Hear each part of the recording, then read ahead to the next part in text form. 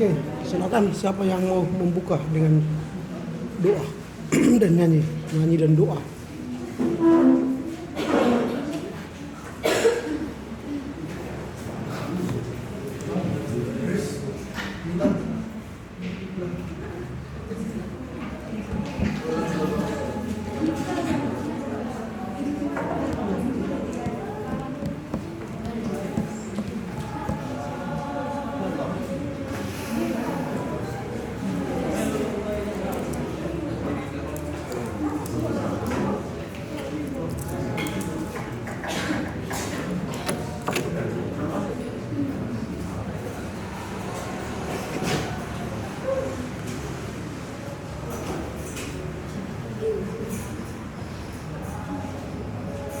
Mari kita bernyanyi dari Kidung Jemaat nomor 714. Tuhan kau gembala kami. Tuhan kau gembala kami. 1, 2, 3 ya. Tuhan kau gembala kami. Tuntun kami domba-Mu. Berilah kami menikmati hikmat pengorbanan-Mu. Tuhan Yesus Juru Selamat, kami ingin milik-Mu. Tuhan Yesus Juru Selamat, kami ingin milik-Mu. Mari kita bersatu di dalam doa. Bapa kami yang di sorga, terima kasih ya Tuhan buat kebaikan dan juga cinta kasih Tuhan yang tetap kami rasakan sampai saat ini. Tuhan Yesus yang baik, kami akan memulai perkuliahan kami. Ya Tuhan berkati kami sehingga kami boleh mengerti ya Tuhan setiap pembelajaran yang disampaikan oleh Bapak dosen kami. Kami juga berdoa ya Tuhan buat Bapak dosen kami. Ya Tuhan yang memberikan kesehatan, kesabaran, hikmat, pengertian kepada beliau di dalam membimbing kami. Perkuliahan ini ya Tuhan kami serahkan di dalam tangan pengasihan-Mu. Di dalam nama Tuhan Yesus yang baik kami berdoa dan mengucap syukur. Amin. Amin. Ya. Saya pikir tadi ada Kidung Jemaat 714. Saya cari Kidung Jemaat 714 enggak ada. Yang ada itu buku nyanyian HKBP 714. Lagunya tidak seperti tadi. Jadi beda itu lagunya. Kalau 714 dalam buku HKBP, Tuhan kau gembala kami, pimpin kami domba-Mu, beda itu dengan Kidung Jemaat tadi yang kita nyanyikan. Jadi periksa sekali lagi ya. Kidung Jemaat tidak sampai 714. Kidung Jemaat sampai 450 sekian itu. Oke.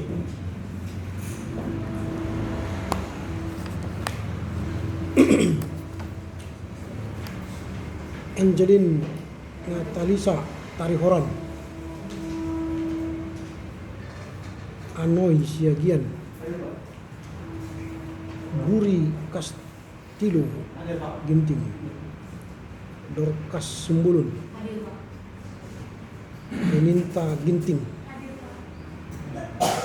Esther Kristina Purba, Fuja Angela Stipu, Helen Julita Purba, Hiksan Sikat Menggulan, Irospita Sigalingging, Juliandre Redema Panggabian, Luis Ferdinand Matondang, Minggu lalu tidak datang ya. Mikael Gordon Simatupang. Sakit apa dia? Iya, ya. Ada suratnya. Di sini nggak ada suratnya. Melalui WhatsApp Pak, karena dibawa ke tebing Pak. Ya enggak. Jadi nomornya di WhatsApp Pak. Ya nggak ada sama saya kan?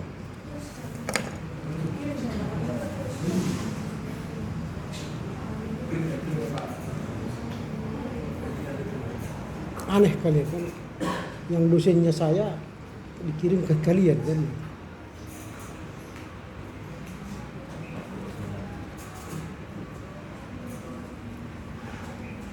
No Friando Saragi, Octovanes Lumbatobi, Francisco Mon Febri Silalahi, Regina Octavia Ginting, Ria Christina Minggulan, Rani Rijal Marjuki Siregar, Sardo Sondes Lumbanggaul, Saryahni Saragi, Susanti Tiurumaida Takuburun, Vindi Mayalona Tarigan, Vindi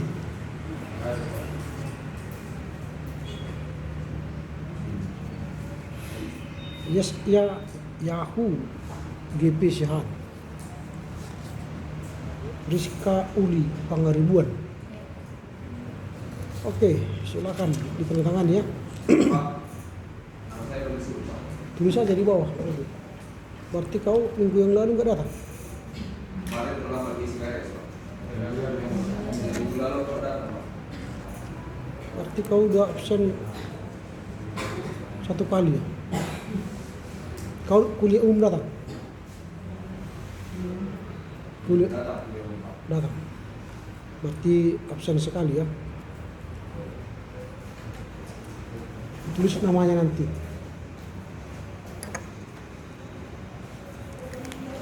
Oke. Kita mulai apa tidak ini? Kita mulai. Gimana saya memulainya?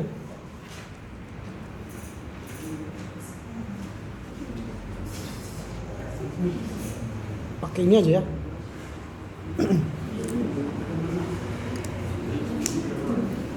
Karena makin naik tingkatnya makin nggak beres kan. Nggak ada lagi minuman kan. Ada lagi spidol. Maunya kalian tingkat 1 terus. Supaya patuh. Kalau udah tingkat 4 rupanya nggak patuh lagi kan.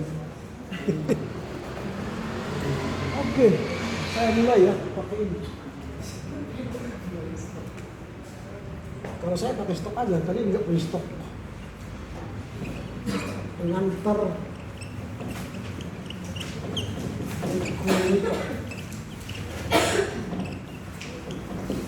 makanya kalau pergi ke sawah bawa cangkul kan, bawa parang. Ini kalian mau ke dia nggak ada parangnya, nggak ada cangkulnya, nggak ada spidolnya, nggak ada minumnya gitu. Nanti oke lah, nggak apa-apa.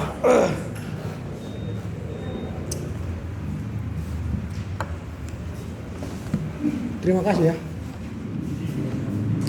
Kalau nggak ada uang kalian minta aja sama kampus, itu sudah dibayar itu kan sudah bayar semua kan. Minta aja ke sana, minta spidol bagi kami kelas 4C gitu kan. Minta aja sama mereka. Daripada kalian membeli, kan sudah dibayar semua perkuliahan kan, uang kuliah, uang apa, termasuk ATK itu dibeli itu. Minta aja. Oke. Dalam bahasa Yunani memang kata yang digunakan ialah oikos ya, makanya sering digunakan oikumene gitu. Padahal sebenarnya dalam ejaan yang sudah disempurnakan tidak menggunakan kata oi. Selalu dihindari oi. Tetapi ekumene. Jadi ekumene itu sebenarnya walaupun dia ekumene, tapi dalam bahasa aslinya dia berasal dari kata oikos dan monos. Oikos itu rumah dan monos itu satu. Jadi kalau diterjemah dia secara bebas dia satu rumah.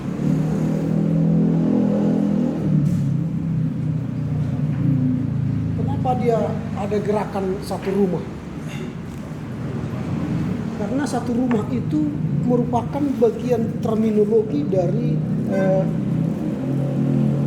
kesatuan. Memang dulu satu rumah, tetapi lama kelamaan mulai dia berpisah.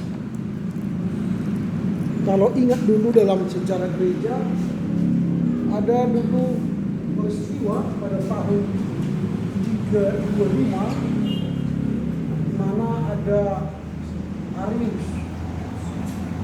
Apa ajaran Arius kemarin yang kalian pelajari di sejarah gereja? Pernah? Kalian kan sudah selesai sejarah gereja 1-2 kan? Apa yang diajarkan Arius? 325. Masih ingat sejarah gereja? Nah, Arius itu mengajarkan soal Yesus itu dicipta atau pencipta. Lalu dia mengatakan Yesus itu dicipta. Nah, sejak itu mulailah pecah. Ada aliran Arius, ada aliran yang tetap mengakui Yesus itu bukan ciptaan, tetapi Yesus itu Allah pencipta, anak Allah gitu ya. Itu di sini mulailah gereja pecah dan akhirnya nanti si ini dianggap aliran sesat, dikeluarkan. Arius jadi sesat.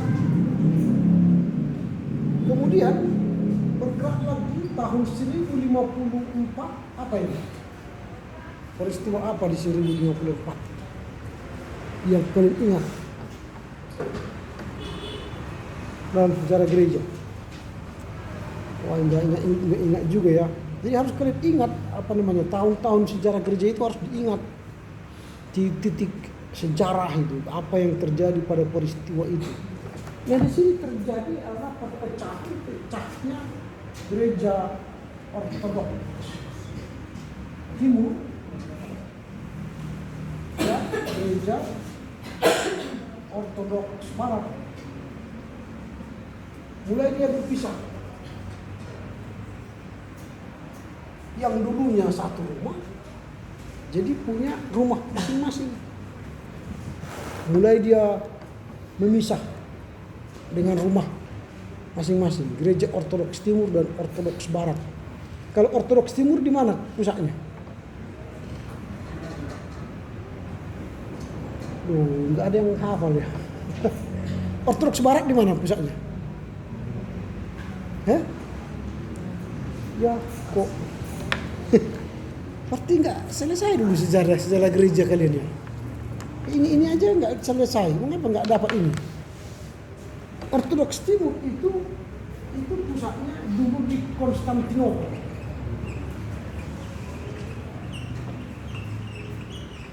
Ini di Roma. Di Konstantinopel. Tetapi setelah Konstantinopel direbut oleh Islam, maka mereka pindah ke mana? Ke Syria. Sekarang mereka pusatnya di Syria. Makanya ada gereja Ortodoks Syria. Gereja Ortodoks Syria di Medan di mana? Di kalian lihat sekolahnya, kampusnya dan gerejanya di mana di Medan? Nggak tahu juga. Arti kurang belajar sejarah gereja kalian dulu ya. Gereja Ortodoks Syria itu sekarang itu ST Paulus. Kalau kalian ingin melihat gerejanya, lihat nanti di arah ke Kampung Ladang. Pernah tahu Kampung Ladang di mana? Di situ nanti ada sekolah menengah Ortodoks Timur, ada gereja Ortodoks Timur, ada sekolahnya lagi di sini. Jalan-jalan aja, kalian harus menambah wawasan gitu. Pernah ke ST Paulus? Waduh. Pergi aja jalan-jalan udah semester 7 kali, tingkat 4. Jalan-jalan ke ST lain supaya kita jangan jago kandang. Lihatlah ST Paulus, STT Solo Gratia, STT Sumatera Utara, STT apalagi Baptis, STT apalagi pelita harapan di rumah penyembahan, bagus sekali tuh. STT apa lagi? Banyak sekali STT Siloam. Kalian pura-pura mendaftar mahasiswa aja supaya kalian bisa masuk kan. Mau apa dek? Kalian mau mendaftar gitu. Nanya dulu. Oh ya. Tamat tahun berapa? Alihkanlah, jangan bilang tamat tahun berapa, ketahuan kalian sudah lama kan. Ini di sini jam masuknya jam berapa? Kira-kira gitu. Jangan jawab yang tadi kan. Gitu. Nanti dijalan, ini dek lo begini, mau pendaftaran begini. Nah kalau sekarang bukan lagi mendaftar, kalau sekarang tanyalah perpustakaannya di mana. Mau apa dek? Mau ke perpustakaan. Orang luar ya, iya. Dari mana? STTA bisa di Medan. Oh, iya, gitu. Agak lebih segan mereka STTA. Kalian dosen atau mahasiswa? Ya, jawablah mahasiswa gitu kan. Oh ya sini diantar nanti. Mau minjam atau apa? Mau lihat dulu. Wah itu. Lihatlah gereja ekumene di situ kan. Cari buku ekumenika. Mau cari apa buku apa? Ekumenika bu. Oh iya ayo. Padahal ada di sini kan.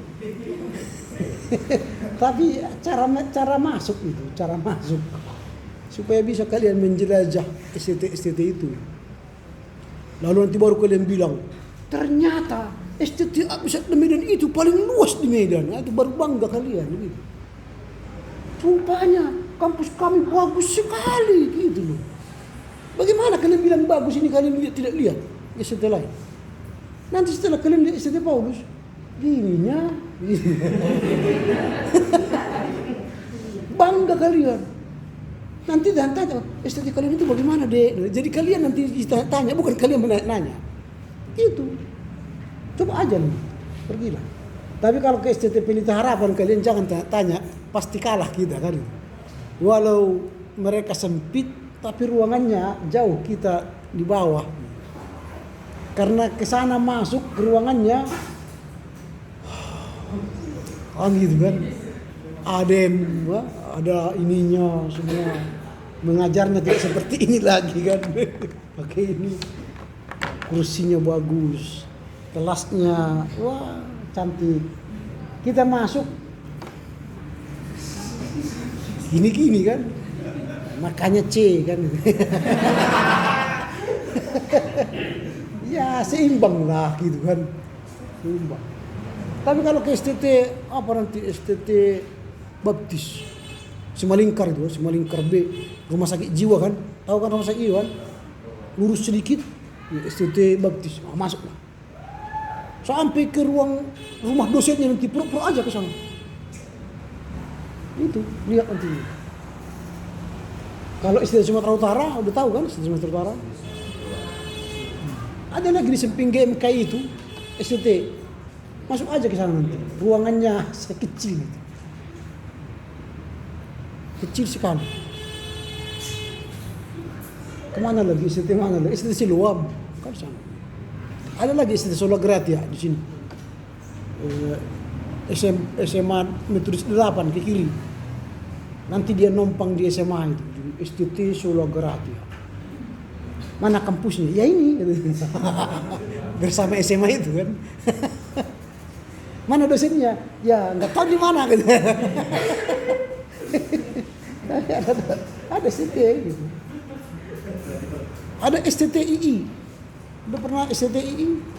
Tesalonika lurus lagi ke arah Rumah Sakit Adam Malik sebelah kiri STTII Pacur Batu. Oh itu lebih tinggi akreditasinya dari kita. Tapi lihat nanti kampusnya. Kok bisa gini gitu. Mereka bisa akreditasi bagus, kita enggak. Ya enggak tahu kita. Hanya Tuhan yang tahu. Kita udah luas kampusnya begini. Gak bagus akreditasi. Mengapa? Ya hanya Tuhan yang tahu. Gak tahu kita. Kita sudah berjuang. Sudah kita usahakan semaksimal mungkin. Tapi nggak bisa dapat nilai baik kan? Nggak bisa dapat seperti mereka nilai baik sekali. Nggak tahu apa yang mereka lakukan. Mungkin doa mereka langsung ke surga. Ketika datang asesor, oh bagus. Kita nggak ada yang berdoa, masuk nggak ada yang berdoa. Sehingga mata asesor itu,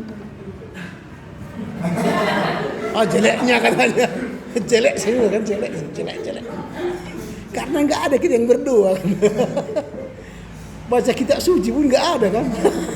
Jangankan berdoa, baca kitab suci udah tingkat 4 nggak ada. Siapa yang baca kitab suci hari ini? Kan nggak ada kan? Gimana mau nilai baik sekali? Apa yang mau Tuhan dengar? Gak ada kan? Itu bertobatlah. Sampai di mana tadi?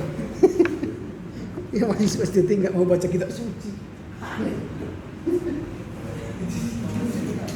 Kalau ini pecah lagi, enggak, ini agak sulit pecah karena kuat apanya ajaran mereka. Tapi kalau ini, waduh, berkali-kali pecah kan? 1517 apa ini? 1517 apa ini? Ya, reformasi. Lalu dari sini lagi sini, waduh, gereja reformasi, gereja Anabaptis. Dari sini lagi berbagai aliran nanti kalian lihat itu, berbagai aliran di seputar gereja Jan Aritonang kan? Banyak kali itu cabang-cabang, banyak. Ini enggak.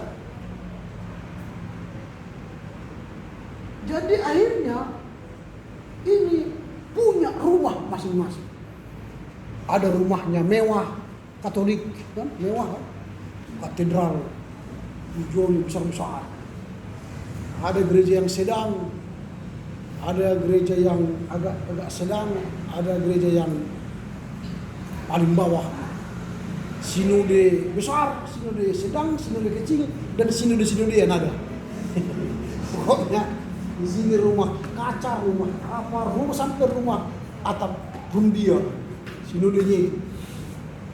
Sedikit pun pokoknya sinode, nah itu bikin. Tidak terpilih jadi Bishop Eborus, buka sinode baru. Nah, pokoknya punya sinode, 2 rumah baru. Gereja Kristus Tuhan di Indonesia. Gereja sidang jemaat, gereja apa lagi? Gereja orang kudus sepanjang masa. Banyak itu kan gereja apa lagi? Gereja Kristus Injili Indonesia. Gereja Kristus Setia di Indonesia. Banyak kali gereja ini, luar biasa. Jadi banyak sekali rumahnya.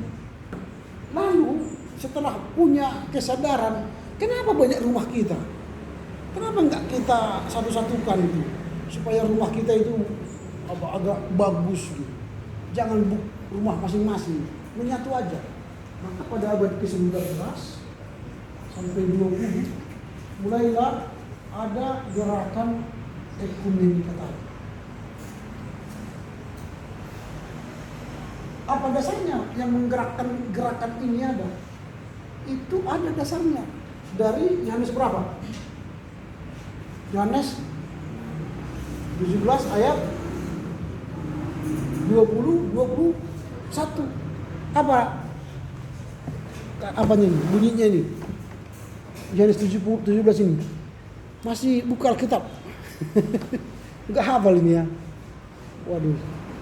Berarti sejarah gereja kemarin agak apa ya? Enggak dibahas banyak. Apa Yohanes 17 21 itu apa? Dan bukan untuk mereka ini saja aku berdoa, tapi juga untuk orang-orang yang percaya kepadaku oleh perkataan mereka, supaya mereka semua menjadi satu sama seperti Engkau ya Bapa dalam aku dan aku di dalam Engkau, agar mereka juga di dalam kita, supaya dunia percaya bahwa Engkau lah yang telah mengutus aku. Jadi ini intinya Yohanes 17 ayat 21 ini ialah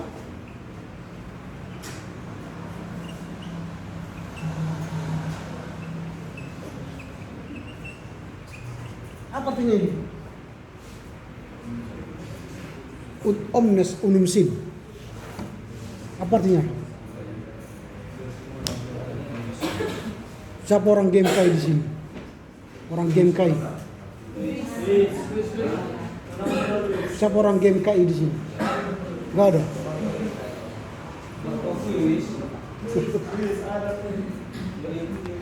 Kalau orang GMKI pasti hafal ini.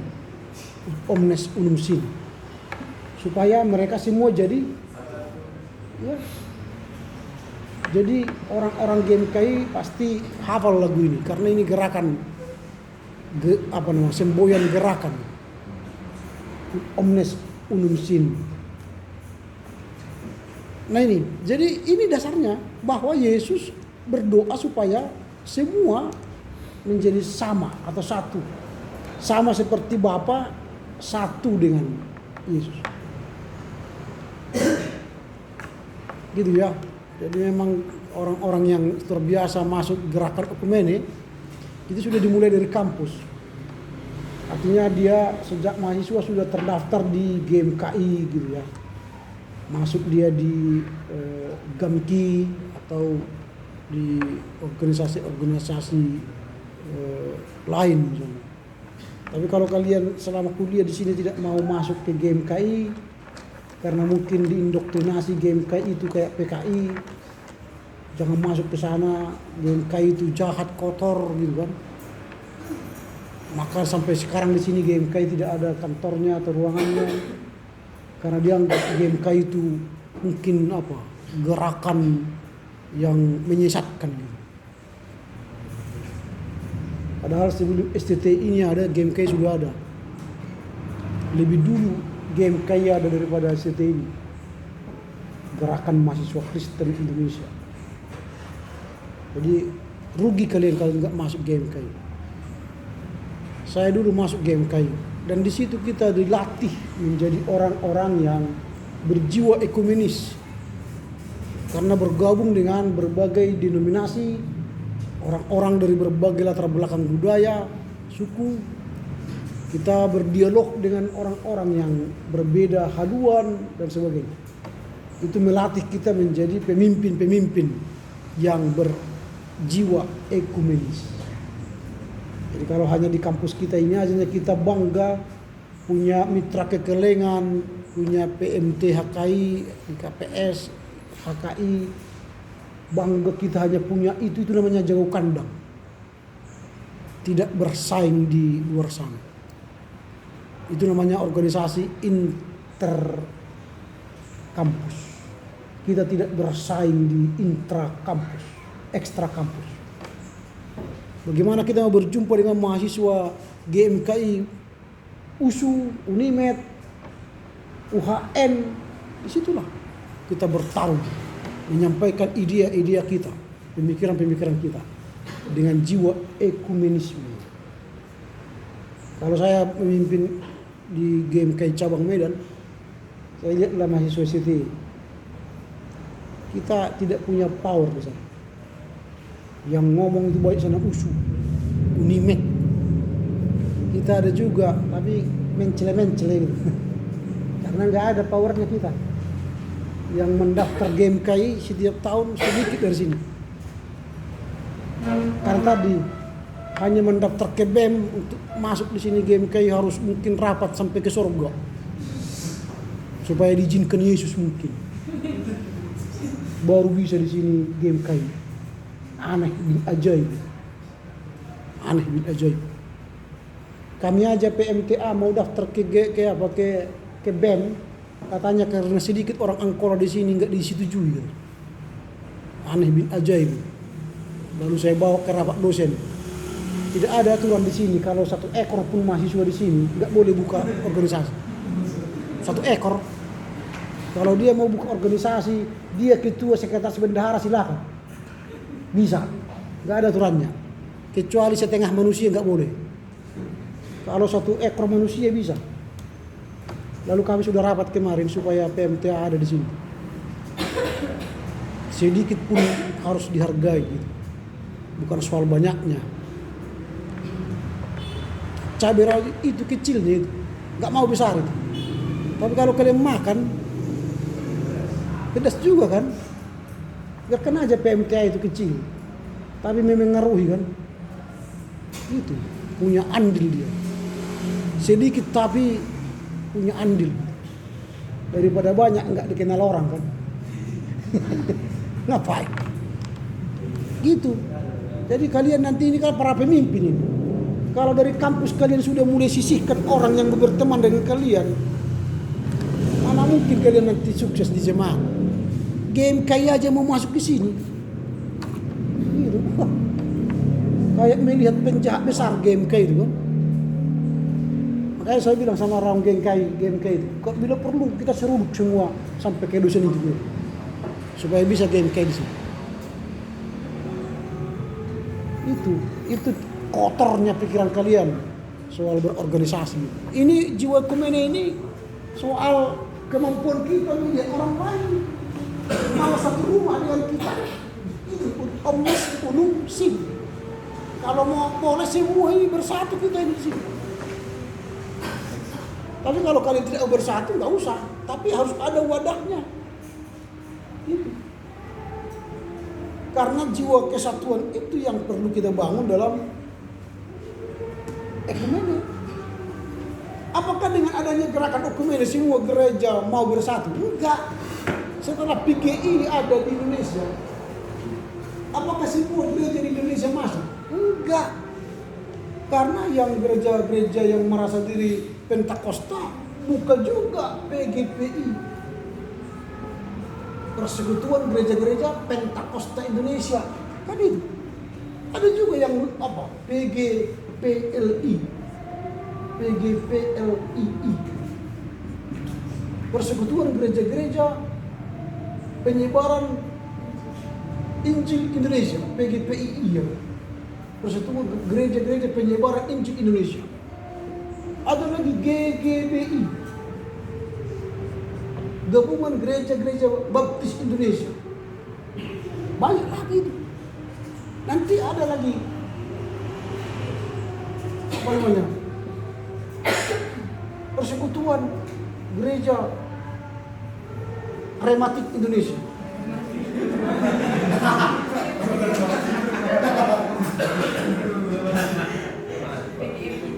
Banyak itu nanti.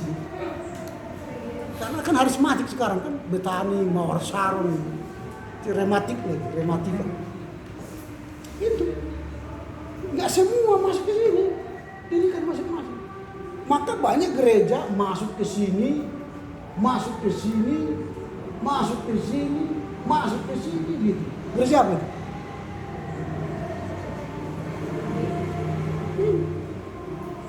Kan gereja bebas Indonesia itu.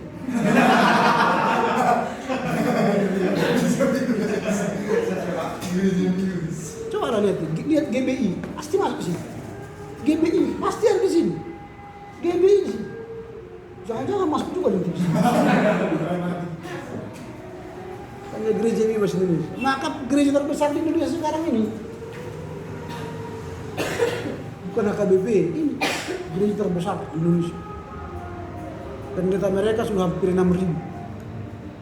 Jemaatnya mungkin sudah hampir 7.000. HKBP kan pendetanya 3.000, jemaatnya 6 juta ya. 5 juta 6 juta. Ini karena jemaat kita pun masuk sini semua. Masuk sini. Jadi tapi kalau mati nanti kembali ke gereja kita. Jadi kalau hidup di sini mereka sudah rematikon mau mati, baru balik ke gereja kita lagi. Mau mati itu, tinggal perjamuan kudus, antar kuburan. Gereja kita kumpulan gereja-gereja orang mau mati. Itu kalau masih hidup, masih banyak uangnya di sini semua. Sudah. Tapi tiba di gerejanya, mau sih, di sini 2.000. 3 kali 2.000 6.000. Tapi kalau di harismatik yang warna merah. Kalau di GBI itu gereja persembahannya Merdeka. Merdeka kan warna merah. Tapi kalau di gerejanya warnanya pahlawan perjuangan. Di Singamangaraja, Patimura gitu.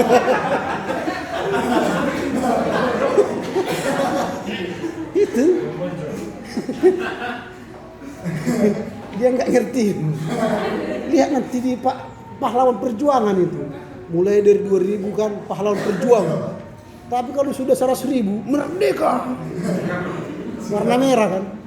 Itu jarang di gereja kita. Di sini semua itu berkumpul. Kalau enggak ke mall. Kalau di gereja kita pahlawan perjuangan semua. Patimura gitu kan. Paling tinggi lah apa itu orang Papua itu kan.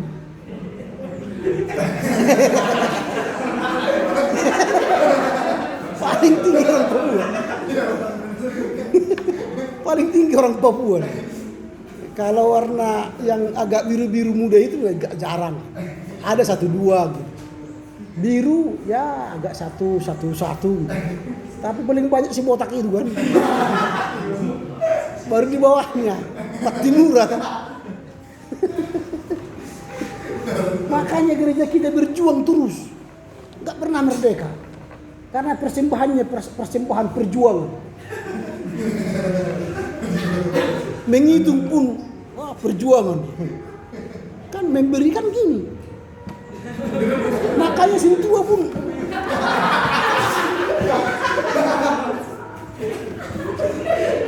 capek sing tua gara-gara gini. Kalau di GBI sini enggak perlu lagi. Karena merah, panjang lurus langsung ini. Gitu. Kalau kita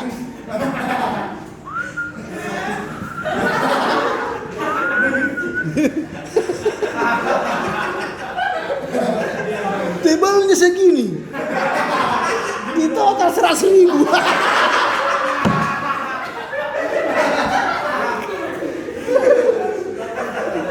Ini tipis 2 juta. Haleluya.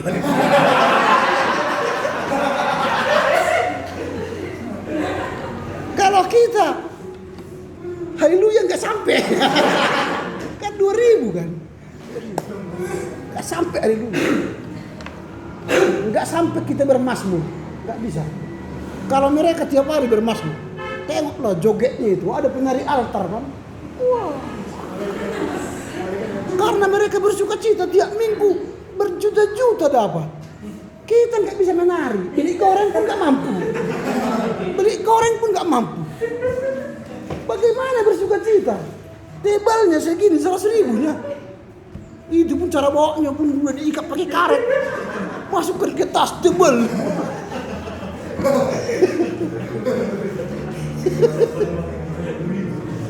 Kayaknya sampai di mana tadi?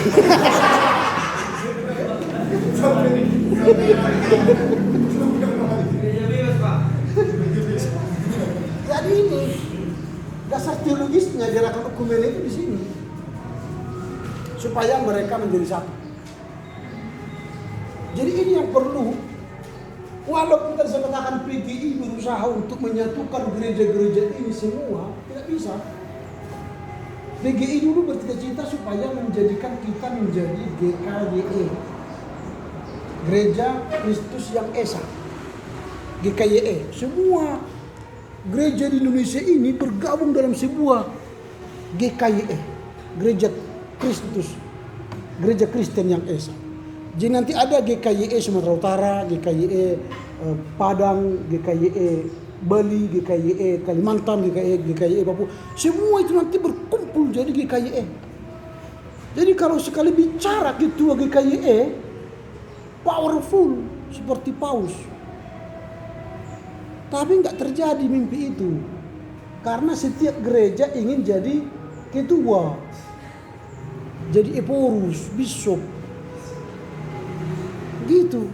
Nanti kalau sempat dijadikan semua, hilanglah kesempatan jalan-jalan ke luar negeri kan.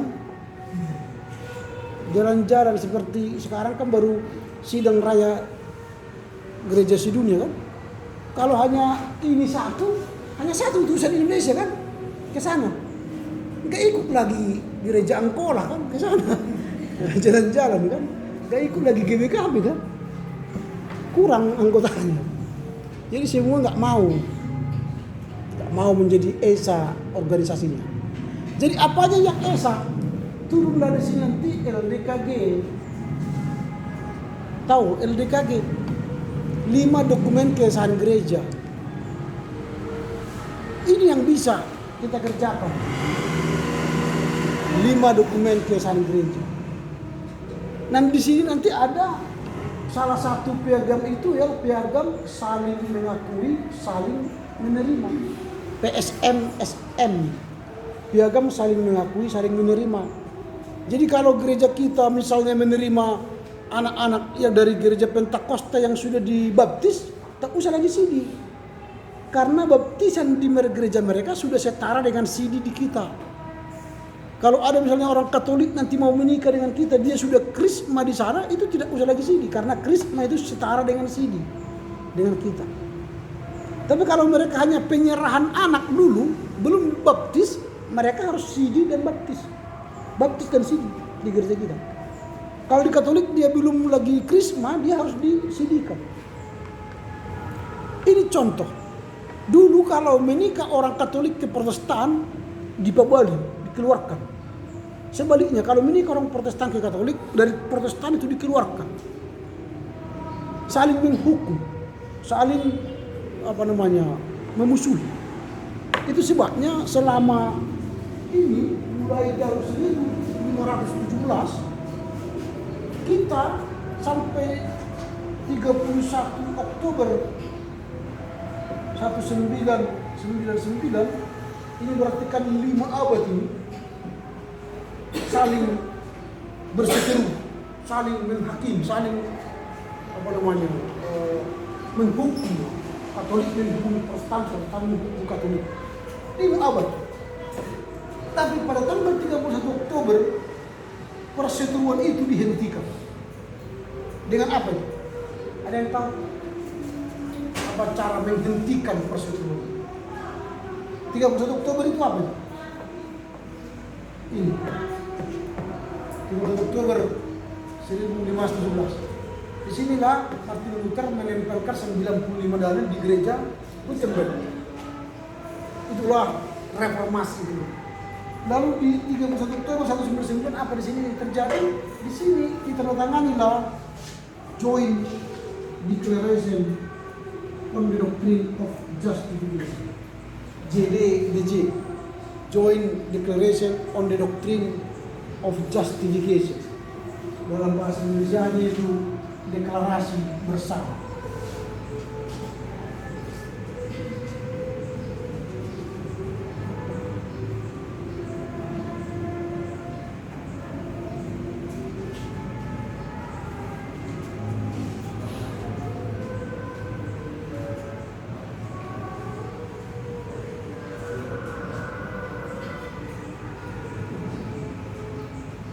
Deklarasi bersama ajaran pembenaran iman.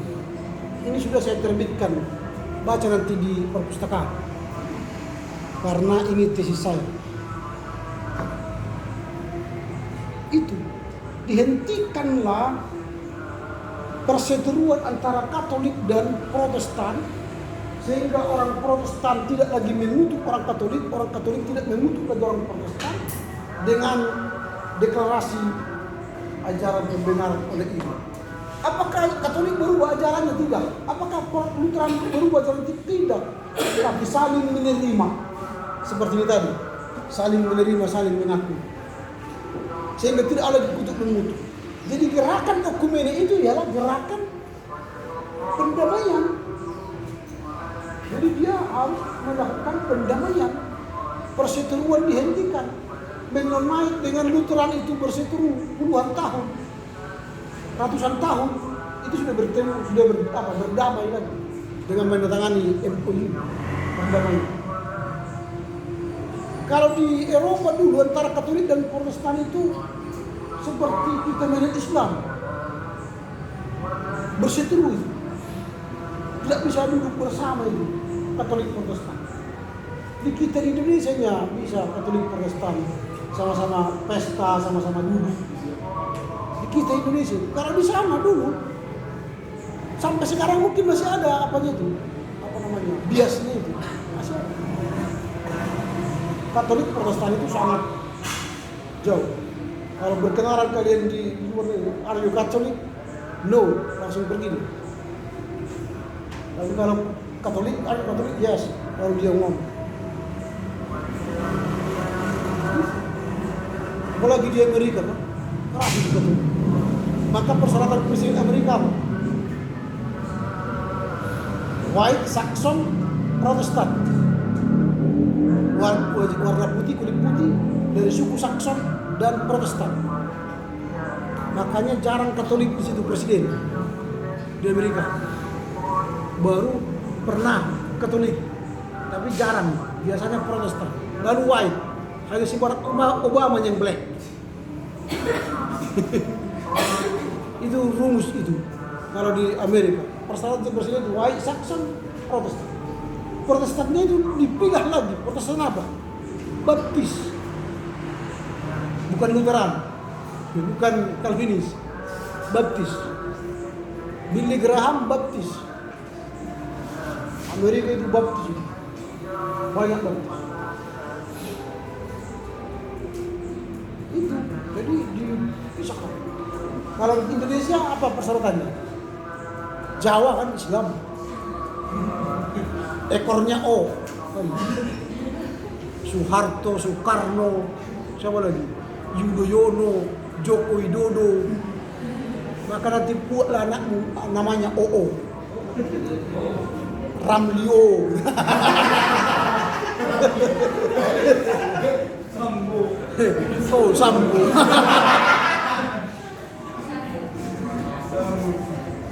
Kalau memang ada orang sekarang bilang Sambo itu Sambodat. Jangan diteruskan ya, jangan diteruskan. Nah itu ya, jadi menghentikan, jadi ekumene ini ya menghentikan perseteruan yang panjang itu dihentikan. Jadi kalau kalian ada perseteruan sekarang, hentikanlah dengan gerakan ekumene kan itu. Jangan judulnya pesta mahasiswa, tapi akhirnya perseteruan kan itu. Namanya pun pesta ya bertepuk tangan lah, bernyanyi, bersorak. Ini berdarah-darah. Apa yang mau direbut? Kalau mau juara satu rupanya apa? Untungnya. Hadiahnya memang 10 juta. Hadiahnya kerupuknya. Pulpen, kertas, buku. Ngapain berkelahi? Kalau menang itu biasa. Maka siaplah kalah, siap menang. Jangan bermental menang terus. Nah kita ini kan satu rumah. Masa berkelahi satu rumah? Sama seperti anak kecil. Ada permen dibagi dua kan? Ukurnya. Dah. Tok. Lebih pendek sama dia. Datang abangnya. Oh ini sama kau. Lebih kecil kan. Berkelahi. Kau apa kau katanya? Satu rumah berkelahi. Gara-gara cara mematahkannya tidak simetris. Tok, pendek. Jangan gitu. Walaupun kalah ya biarkan aja. Tahun depan kan masih ada pesta kan. Kalaupun kalah nggak apa-apa, pesta tahun depan masih ada pesta. Di situ ulangi lagi. Gitu. Tahun ini belum bagian kita, tahun depan bagian saya kan. Tidak pun tahun depan nggak apa-apa, nanti di sana saya main gitu. Gitu dong. Itu. Jadi kalau satu rumah janganlah berkelahi. Sayang. Malu kita kalau ada berkelahi. Jadi tujuan daripada ekumene itu untuk mempersatukan, ya. Tujuan daripada gerakan ekumene itu adalah untuk indah, omnes solusi, untuk mempersatukan. Jadi entah bagaimanapun rumah kalian di sini, sinode kalian di sini, bagus tidak bagus, tapi kita satu rumah. Misalnya rumah yang terbesar sekarang apa? WCC, World Council Church of Churches, yang baru selesai sidang raya di mana? di Jerman, di Karlsruhe. Kan pergi Pak Erik ke sana kan? Terpilih salah seorang dari kita menjadi salah seorang presiden WCC. Siapa itu? Wah, kalian tidak mengikuti berita ya? Siapa? Nggak mati sih saya, udah mati. Kok ditinggal lagi, udah mati. Yang terpilih ialah Dr. Henriette Huta Barat Lebang, mantan ketua PGI dulu. Dia dari gereja Toraja, satu-satunya perempuan pertama dari Asia menjadi presiden WCC. Dan ada beberapa orang menjadi komiti, kalau kita istilahnya majelis pusat lah itu ya, termasuk pengurus HKBP 1. Nah itu rumah besar kita. Kita masuk dalam payung besar. Walaupun setiap gereja pun punya payung kecil-kecil. Misalnya ada LWF, Lutheran World Federation, ada WRC untuk Calvinis misalnya. Ada payung-payung kecil lagi mempersatukan seluruh orang Calvinis di dunia, mempersatukan seluruh orang-orang Luther sedunia gitu. Tapi bukan berarti setiap masuk dalam payung ekumene semua sudah sama. Walaupun oleh 10 sin menjadi semua satu, jadi semua sama. Tidak. Bersatu itu tidak sama. Bersatu itu tidak harus seragam. Ayo kita kelas 4C ini supaya kelihatan bersatu, beli seragam. Beli seragam. Tapi habis beli seragam, kecil kali ini. Kau berkelahi. Berkelahi gara-gara seragam. Padahal tadi cuma yang menyatunya kan. Beli seragam, kumpul uang. Setelah beli, jangan-jangan mereka sudah ambil dari sini katanya nanti. Berkelahi kan. Akhirnya, gak mau aku pakai ini. Sama kamu ini. Itu kan. Tujuan menyatu, ujung-ujungnya apa? Berserak, berkelahi. Makanya bersatu itu tidak identik seragam.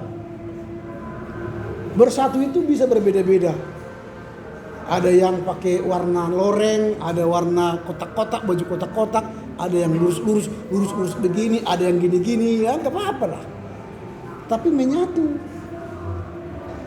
Apa gunanya pakaian semua pakai putih semua, putih hitam. Kita pikir hatinya suci, tapi hatinya gosip juga ya. Dengki juga ya rupanya. Itu. Jadi bukan gitu. Gerakan ekumene itu tidak harus seragam semua. Itu sebabnya PGI tidak bisa intervensi gereja-gereja lokal. Kalau misalnya PGI buat keputusan sidang raya PGI misalnya, lalu gereja-gereja lokal tidak mau kerjakan hasil sidang raya PGI itu, tidak apa-apa. Karena PGI itu, ketua PGI itu tidak bisa mengintervensi gereja lokal. Gak boleh. Misalnya inilah, terpilih sekarang presiden WCC dengan program-program yang luar biasa itu. Pulang mereka ke Indonesia, apakah gereja-gereja Indonesia menggunakannya? Belum tentu. Kalau nanti gereja-gereja Indonesia tidak mau, aku pecatlah kau jadi anggota. Gak ada itu. Karena pertemuan kita di ekumene ini hanyalah pertemuan kesepemahaman. Supaya kita sepaham dulu tentang gerakan dunia ini. Bagaimana mau kemana kita. Judul besarnya kita ketentuan. Kalau bagaimana nanti di lapangan itu tergantung gereja lokal. Karena gereja lokal yang bersentuhan dengan grassroots, masyarakat, jemaat. Kalau pengurus daripada gerakan ini kan tidak bertemu dengan jemaat. Gitu ya. Sampai di sini dulu ada pertanyaan.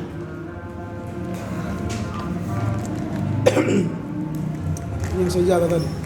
Kalau semakin suara naik, gatal dia. Ada yang mau? Strong wind.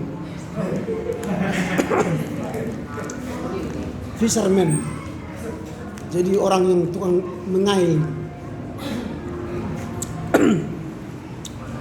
Kalau ada yang mau datang ya.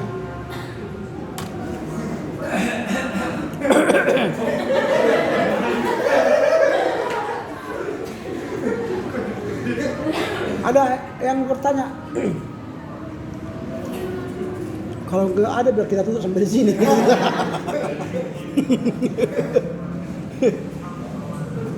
Oke, kalau nggak ada yang bertanya, oh ada, silakan. Mau minta ini atau mau bertanya?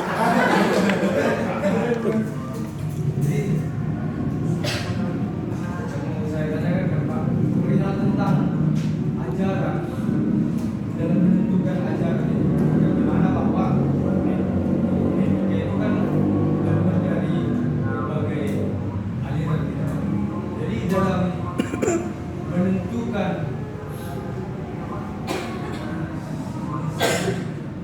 ajaran banyak istilah itu bagaimana konsep menentukan?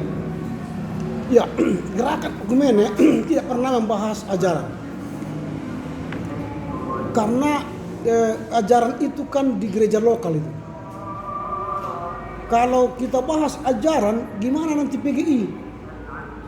Jadi dia bersikap seperti hakim dia nanti kan. Apalagi kalau ini misalnya, mau kemana ajarannya nanti ini? Ke sini masuk dia, ke sini masuk, ke sini masuk, ke sini masuk. Pakai ajaran apa dia? Makanya ada GBI melarang pakai ulos, ada GBI tidak pakai ulos, ada GBI melarang, dilarang merokok, ada yang merokok. Itu kan. Dulu Pentakosta ini kan berdosa kau merokok, berdosa kan. Sekarang karena mereka yang kuat merokok.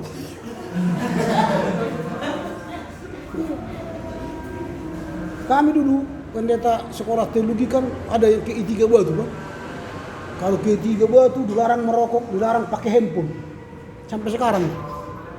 Pulang diterima jadi pendeta di GKPA. Merokok 3 bungkus sehari. Mungkin balas dendam selama mahasiswa itu.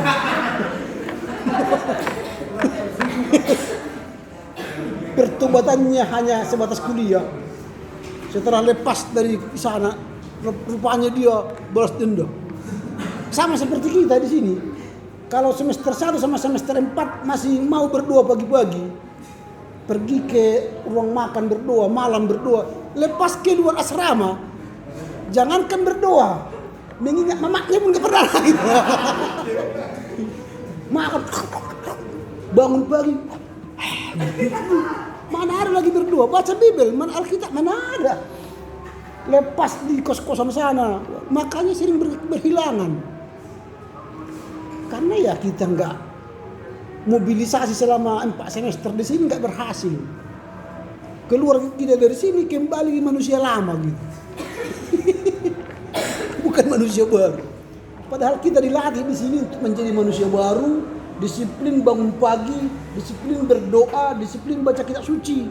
Dipikir 2 tahun itu cukup latihannya. Lepas 2 tahun kembali.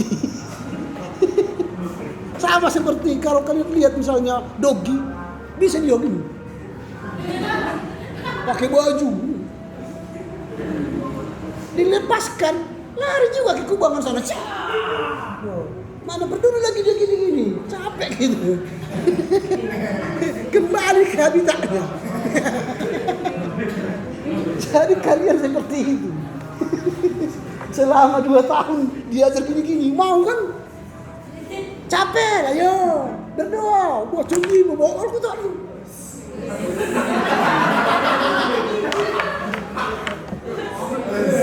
Padahal udah ngantuk jadi. Itu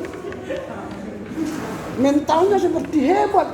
Keluar dari asrama, waduh, Alkitabnya pun nggak tahu di mana. Jangan-jangan nggak pernah kalian pegang lagi Alkitab kalian. Itu pun dibawa ke kampus karena mata kuliah tafsir. Kalau nggak ada mata kuliah tafsir nggak bawa Alkitab, kan? Gitu. Jadi bukan kesadaran. Jadi kalian nanti jadi pendeta gitu. Saudara-saudara, kita harus menghargai kitab suci. Bacret lu. Kita harus rajin baca Alkitab. Omdo. Omong doang gitu. Jadi kalau supaya kalian punya power, punya kuasa, bacalah kitab suci setiap hari. Kan kalian mengajarkan kepada sekolah minggu, baca kitab suci, doa tiap hari kalau mau. Nah itu, kalau kalian mau tumbuh gitu. Tapi kalau kalian mau tidur, jangan.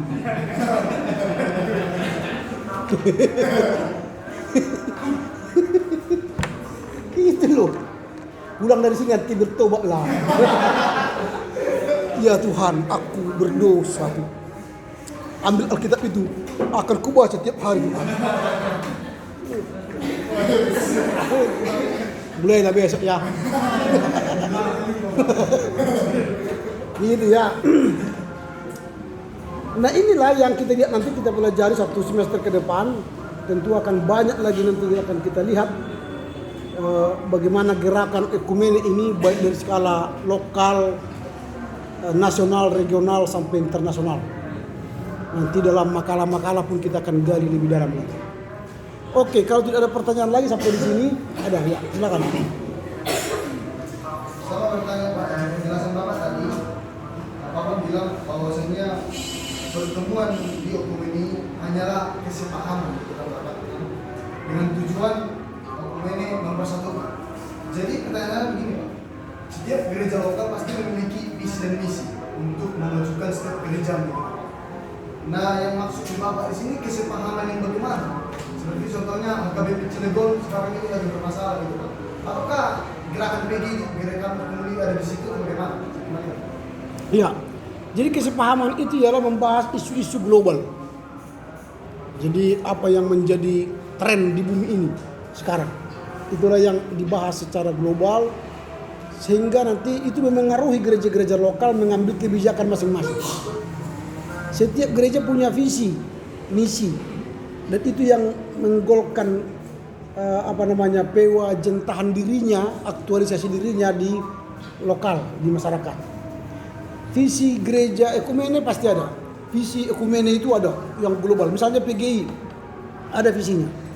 Tapi apakah ada gereja yang membuat itu menjadi visinya di gerejanya? Tidak ada itu. Karena beda tantangan dan konteks yang dihadapi. Kalau PGI misalnya nasional, dia melihat nasional, jadi visinya secara nasional, gereja kita lokal. Dengan budaya, struktur agama, adat yang berbeda. Makanya visi kita berbeda. Karena kita akan menjadi berkat nanti di lokal. Tidak di seluruh dunia. Karena cakupan pelayanan kita hanyalah sebatas lokal. Nah kalau ada kasus-kasus seperti Cilegon, itu pastilah nanti dibutuhkan gerakan ekumene ini. Disitulah dia saling memberitahu bahwa ada gereja di sana kena tutup. Nah dimasukkanlah misalnya ke PGI atau ke BKAG atau ke PGID dan sebagainya. Di situ nanti kita ada berbincang supaya masuk ke FKUB, Forum Komunikasi Umat Beragama. Nah itu kan tadi sudah keluar pernyataan Menteri Agama, dia akan langsung menjumpai wali kota untuk meminta izin. Mungkin besok atau hari ini dia akan pergi ke wali kota Cilegon. Nah, itu contoh, itu akibat dari adanya orang yang menyampaikan berita itu. Apalagi zaman sekarang kan tinggal video kan viral. Setelah viral jadi sampai kan. Kalau tidak ada ini sudah terbunuh itu siapa itu, habis beritanya Joshua Huta Barat itu. Sudah selesai itu. Karena menangis nih mamanya kan untuk dibuka dan dimasukkan ulos sabut kan. Jadi sekarang viral kan. Jadi akhirnya terbongkar semua. Gara-gara Joshua Huta Barat semua bobroknya semua Polri terbongkar kan. Itu.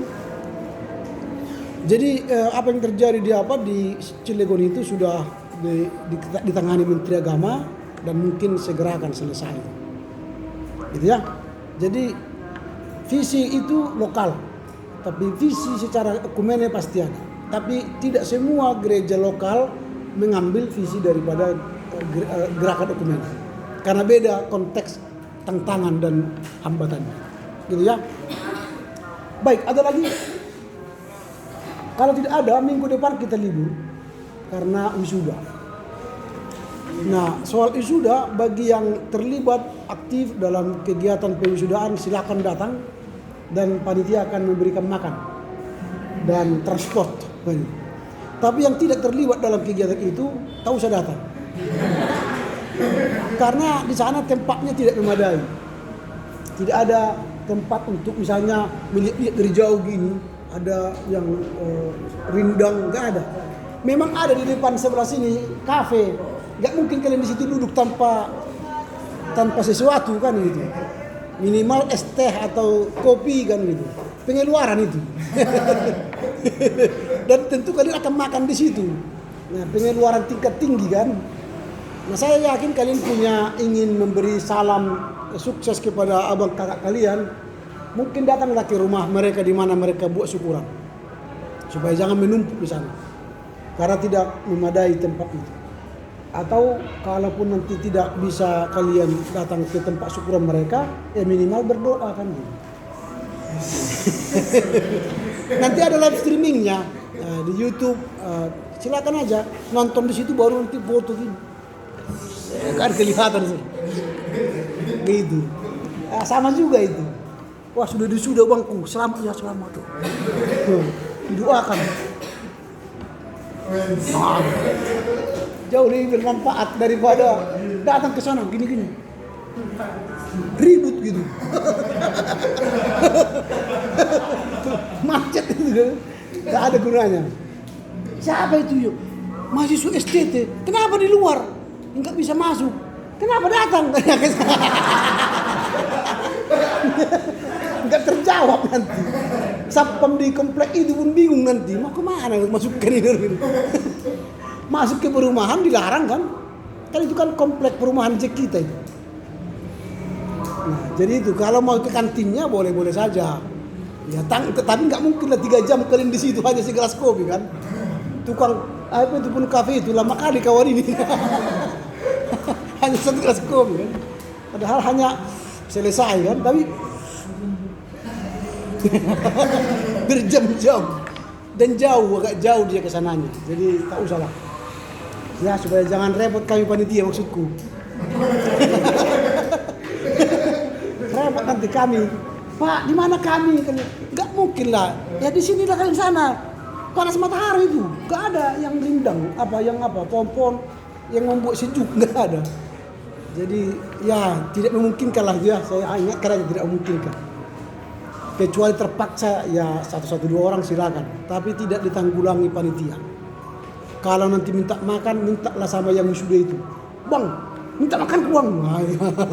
Sama mereka lah. Jangan sama panitia. Oke ya. Itulah informasi tentang wisuda dan kita libur minggu depan. Kita akan cari nanti bagaimana caranya untuk menggantikan perkuliahan kita. Oke, demikianlah hari ini. Silakan ya. Kan minggu depan hasil evaluasi kami numpang kelas. Terus kami masuk ke kelompok berapa? Ya nanti di RPS atau Sulawesi saya akan masukkan. Ya, pokoknya sudah ada nama kalian di sini, maka saya akan masukkan nanti yang ada namanya di sini.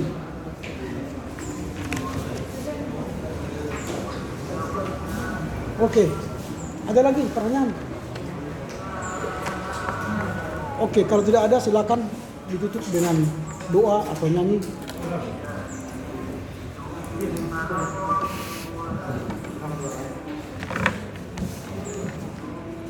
Baik, sebelum kita berdoa kita bernyanyi dengan lagu yang sudah dikirimkan ke grup.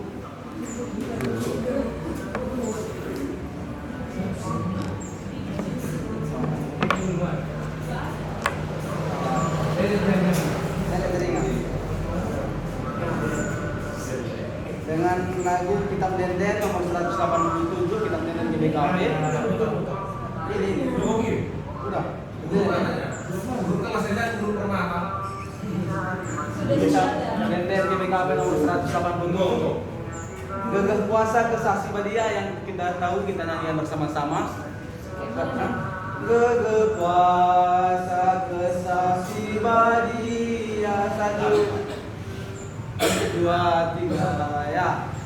Gegah puasa kesaksi badia Ibrek Tuhan bangku tiap jam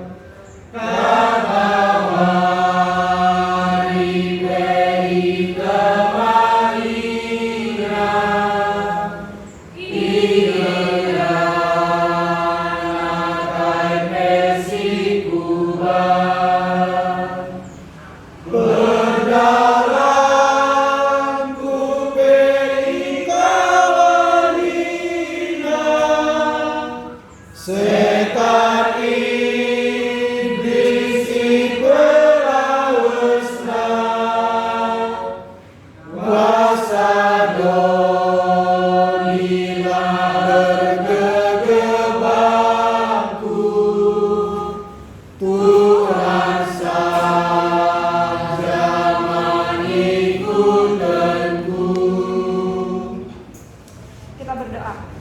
Bapa Surgawi Maha Baik yang kami kenal melalui Yesus Kristus, kami berterima kasih Tuhan dan sangat bersyukur buat penyertaan Tuhan sepanjang proses belajar mengajar kami pada hari ini sudah berjalan dengan baik. Sekiranya Tuhan apa yang boleh Bapak dosen kami ajarkan mengenai ekumenika Tuhan, boleh kami mengerti, boleh kami pahami, dan boleh juga kami terapkan di dalam kehidupan kami, terkhusus di dalam kehidupan pelayanan kami. Bapak yang baik, sebentar lagi kami akan bertemu pisah dari tempat ini. Tuhan Yesus yang memberkati seluruh kegiatan kami selanjutnya. Biarlah kami selalu berada di dalam perlindungan Tuhan. Dan kepada Bapak dosen kami Tuhan, terima kasih di mana dia sudah memberikan ilmunya kepada kami. Tuhan yang boleh membalas seluruh kebaikannya. Tuhan berkati kehidupannya, keluarganya, senantiasa selalu dibungkus dan dibalut oleh kuasa Roh Kudus Tuhan. Kami serahkan Tuhan kehidupan kami selanjutnya ke dalam tangan pengasihan Tuhan. Inilah doa dan kerinduan kami Tuhan, di dalam nama Yesus kami berdoa dan bersyukur, dan biarlah kehendak Tuhan yang terjadi. Amin. Amin. Oke, kasih ya.